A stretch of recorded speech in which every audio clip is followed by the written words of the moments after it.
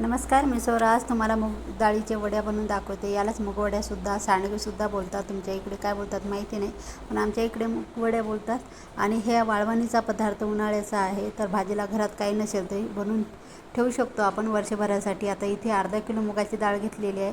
अख्ख्या मूग डाळीचेच वडे बनवून दाखवते मी इथे, मिक्स डाळीचे बनवून दाखवत नाही.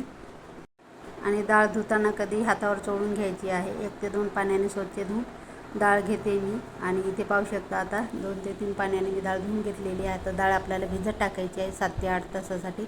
मुगाची डाळ आहे, लवकर भिजते, जास्त वेळ लागत नाही, त्याच्यामुळे आपल्याला रात्रभर ठेवायची गरज पण नाही. आता हे डाळीच्यावर पाणी असलं पाहिजे डाळ भिजत टाकताना. आता इथे डाळ भिजलेली आहे. डाळ कशी भिजलेली ते ओळखायची. अशी डाळ थोडीशी जाड होते, मोठ्या साईजला होते, आणि डाळीचे असे तुकडे करून बघायचे, जेणेकरून सहज डाळ तुटल्या जाते. ही छान अशी भिजलेली आहे. आता मिक्सरला वाटून घेते पाणी न टाकता. आता हे बघा, इथे थोडंसं भरडत ठेवायचं, रवाळ असं स्ट्रक्चर. पाणी टाकलेले पाण्याची अजिबात गरज पडत नाही, त्याच्यासाठी पाणी टाकायचं नाही. इथे मी मिक्सरला फिरवून घेतलेलं आहे. आता त्यामध्ये टाकायचं लाल तिखट 1 चमचा टाकलेला आहे. लाल तिखट थोडंसं कमी टाकलं तरी चालेल. तिखट मीठ थोडंसं कमीच असू द्या, कारण आपण भाजी नंतर बनवणारच आहोत, त्याच्यानुसार. भरपूर अशी कोथिंबीर टाकलेली आहे. आता 1 चमचा धने जिरे पावडर आहे. माझ्याकडं होतं म्हणून टाकते. तुम्हाला आवडत असेल तर टाका, नाही तर नका टाकू, काही गरज नाही. आता छान एकजीव करून घ्यायचं आहे.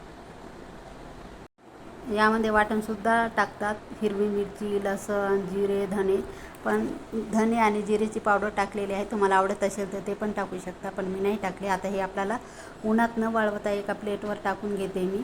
आणि अंगठ्याच्या साहाय्याने सहज तुटल्या जातात अशा प्रकारे. आणि थोडंसं हे पीठ थोडंसं पातळ ठेवायचं, जेणेकरून भाजी छान खुसखुशीत होते. आणि हे सांडगे जे असतात ना, असे दगडासारखे होत नाहीत, मऊ होतात, खुसखुशीत. अशा प्रकारे हे टाकून घेते सर्व ताटावरच मी. गरज पण नाही दिवसभर उन्हात बसायची किंवा 1-2 तास वाळवत घालायची अशा प्रकारे. आता अशाच प्रकारे हे प्लेट मी तयार करून घेते. हे टाकून घेतलेले आहे. आणि टाकल्यानंतर मी फॅनखाली ताटे ठेवले होते वाळवत घालायला, उन्हामध्ये गेले नाही. आणि दुसऱ्या दिवशी आपण हे उन्हाला एका मोठ्या परातीत टाकून घ्यायचे. मस्त कडक ऊन द्यायचं आणि कडक असे सांडगे वाळून घ्यायचे. वर्षभर आरामात टिकतात, बुरशी लागत नाही, काहीच होत नाही.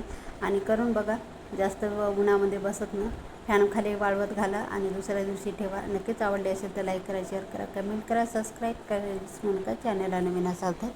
भेटूया एका नवीन व्हिडिओमध्ये. तोपर्यंत धन्यवाद.